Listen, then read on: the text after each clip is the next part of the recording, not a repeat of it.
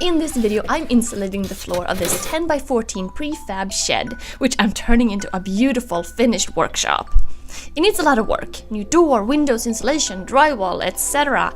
And I'm showing you guys the process. Can I take an ordinary sad little shed and turn it into something remarkable? Well, let's see. Let's jump right into it.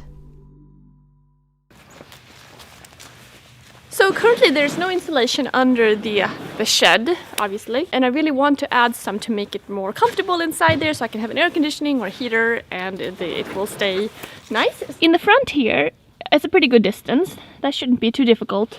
The problem's going to be in the back. It's not as deep in the back, so we'll see how it goes. So I'm working with Home Depot on this video, and I'm here to pick up some materials for the shed. When it comes to insulation, there are quite a few options to consider. I'm insulating the floors and the walls and ceiling. There's fiberglass, blow-in, spray foam, rigid, various natural options, and more. They all have different R values. Basically, the greater the R value, the better the insulating properties. And of course, these come at different costs. My objective, get it done reasonably good. It's a shop, not a living space, and I don't want to spend too much. So I'm getting rigid foam insulation for the floor and fiberglass rolls for the walls. I don't have a ton of space to work with under the house, so I'm gonna go with a 1.5 inch. So I've got a bunch of stuff ready to get to work.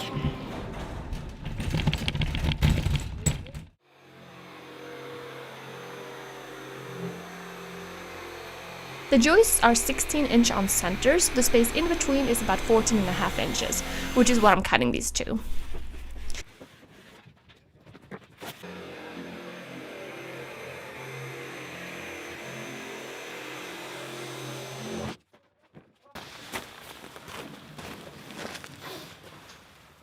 So one thing I realized right away is that I can't make the pieces too long, or else I can't fit them. So initially this was a bit of a trial and error to figure out. Now I'm adding some construction adhesive on the boards and then nailing them into the joists with 2-inch long 16 gauge brad nails. Of course, I'm starting with the easiest part right here where I don't actually need to crawl under the house.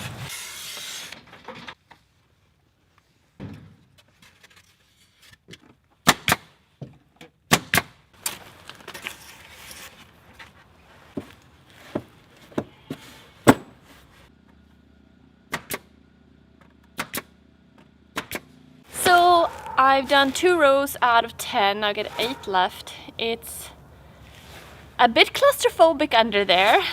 Dirty, messy, I have dirt everywhere. It's taking me a lot longer than I was thinking it would. So anyway, it's getting dark, so I'm gonna stop it and continue another time. I guess the other option is to take off the panels and put it down from under there, but I really prefer not to do that. I really would just like to put them from underneath. We'll see how it goes.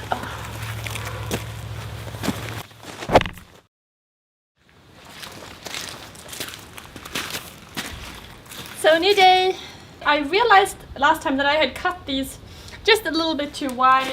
You don't want to be fighting with them under there. You don't have a whole lot of power to bang anything in. And so I'm just cutting a bunch to size. It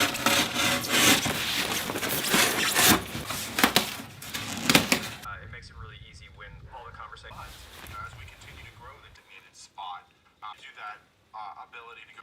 Okay, let's go under.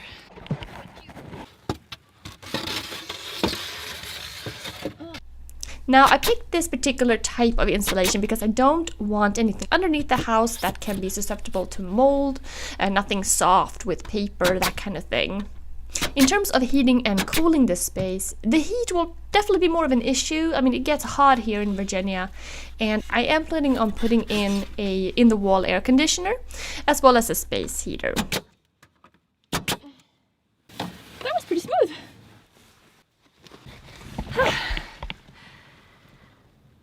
It's a good thing I'm not any bigger. I don't know if I could, small child should do this. So, a couple things I've learned. If you measure under the rafters or under the joists, and you think like, oh, it's 14.5, I'm gonna make it 14.5 so it's real nice and snug.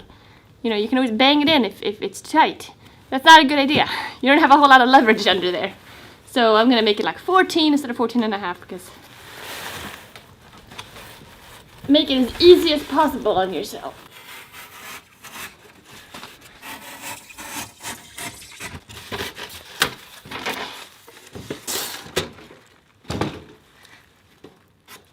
So you have to cut these into smaller sections because otherwise you just can't fit them in. And I found that it's easier just to cut them a little bit smaller, bring them all in, and then like deal with the odd kind of measurements later on. 31-ish. It doesn't matter too much.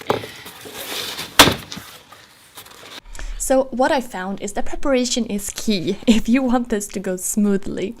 Cut a bunch of pieces ahead of time, put on the adhesive, position the pieces so you can reach them when you're under the house, make sure your air compressor is pumped up and that you got plenty of nails in the gun, because you really want to minimize the amount of time you are under there and that you don't have to crawl out to do something, which happened to me many times and which was always very annoying. Otherwise, I kept telling myself, yes, it is a little tight. Yes, it is a good thing I'm wearing glasses because dirt keeps falling on your face. It is a little claustrophobic, but it's a viewpoint you generally don't get to see.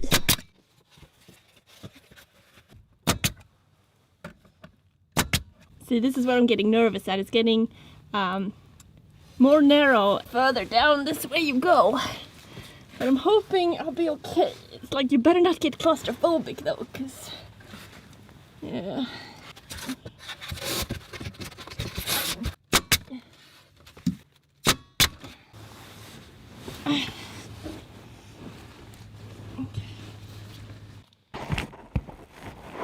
So I did the one side, more or less. Got the other side of the house to do. I'm honestly surprised I was able to get as far down there as I did, because that side is really tight, but I'm glad I was able to do that. Now I'm feeling like the other side shouldn't be so bad. I feel like, yeah, dirty. I've never done this kind of work before. I've never actually gone in a crawl space or anything. Just trying to keep the goal in mind. I don't know, it's not so bad once you get used to it, I guess. It's all about that mentality. You know, just hoping I don't run into any bugs or anything dead under there. That's like my biggest thing, but it looks pretty clean, so. And start with the annoying part first and the second half.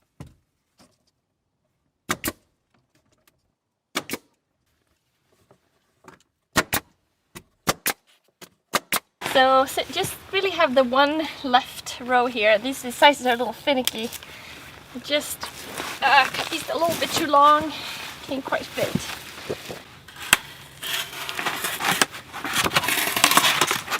Whoever does this for a living, you guys deserve a round of applause or an insanity test.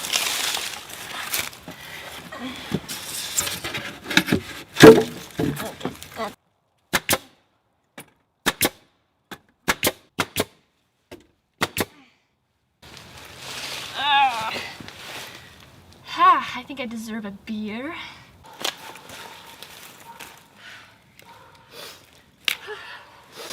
Okay guys, I am finally done. I can't believe that I just made it in terms of material. I had bought 4 sheets of this insulation and I was thinking that I probably would have to buy another one, but I just made it. I mean, there's no other big pieces. I just have a couple of offcuts left. So pretty amazing. It's like, while this was really annoying, I mean, it wasn't like that bad at the same time. I think as long as you can get over the claustrophobic feel of getting under the house, I'm just hoping that I'm gonna, you know, it's gonna be good in terms of, because I want to heat and cool this place, and I want to put insulation in the walls and the rafters. So I want to make sure I don't get everything getting sucked out of the floor.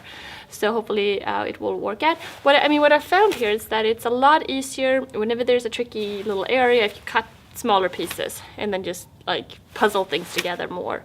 And we'll see if maybe I'll I probably should. I don't feel like it, but I probably should go through and, you know, put in that kind of spray foam insulation in any gaps or anything like that, just to kind of seal everything in place. But yeah, I don't think this was really, it's really kind of dirty work. Really, it was fun though. So yeah, if you're thinking about doing something like this, you know, if I hadn't jacked up the shed though, I mean, there would have been no way to do this at all. So I mean, it was good from that point of view, and ideally it would have been nice if it was a little bit more space, because it was kind of tight, but it was doable. So hope you guys enjoyed this process. Let me know if you have any questions, anything I wasn't clear about in the comments below, and I'll see you soon. Bye. Oh, I can't believe it. I got it done, you know. I was really wondering if I was gonna get it done there for a while. Really cool. Putting insulation under floor joists. Check.